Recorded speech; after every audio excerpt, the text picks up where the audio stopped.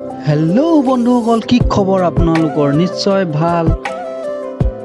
বন্ধু বান্ধৱীসকল, যোৱাকালি বেহাৰবাৰী আউটপোষ্টৰ এপিছডটো আপোনালোকে সকলোৱে নিশ্চয় চাইছে।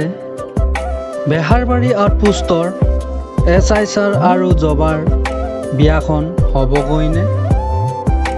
বিয়াখন হ'বলৈ 5-6 দিন বাকী আছিল।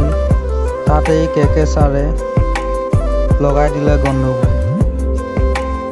KK ছাৰে জবাক ক'লে যে উকিল বাইদেউ SI ছাৰৰ লগত কিবা আছে বুলি।